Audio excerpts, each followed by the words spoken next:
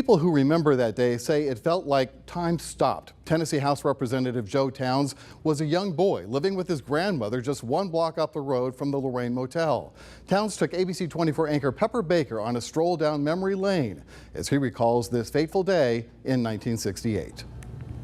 Mulberry is where I was born. I was born on this street and played on the street as a kid and witnessed a tragic murder on the street as well. Representative Joe Towns, in his late 60s now, turns the clock back 55 years when he was just a little boy, growing up down the street from the Lorraine Motel, which was owned by Walter Bailey. So it was home for me and exciting because there was a swimming pool down there. There was a big old swimming pool down there, okay? And people going and coming. Mr. Bailey, who owned the hotel, he's a little bitty man, about this, I can see his face now. No way. Yeah, he was a little bitty man, so he would be looking up to you, okay?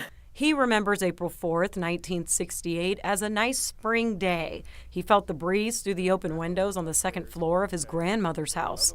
From there, he could also see the crowd gathered in the distance to hear Dr. King speak during Memphis's city sanitation strike. I was lying on the floor watching television, okay? And I heard something say, pow! And my grandmother, she jumped up and she said, which I'll never forget, she said, I bet that's Dr. King. The Reverend Dr. Martin Luther King, 39 years old and a Nobel Peace Prize winner, and the leader of the nonviolent civil rights movement in the United States, was assassinated in Memphis tonight. And so we were looking out the window back then. They wore these dark blue uniforms the police officers wore. It looked like there were 1,000 of them down there. With one shot, the city changed forever. Towns says times got worse before they got better. After the fact, the city started changing. There was violence. People weren't going to school. Okay, there's a different attitude in the air.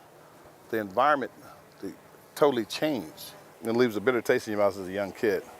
Why is an innocent man murdered for no reason at all? 55 years after the assassination, Towns pieces together what he heard so clearly to what people witnessed with their own eyes. You imagine the dreamer lying there on the porch, the decimation of one of our best beloved world citizens, okay, right here, But yes, it had a profound impact on my life. It still does.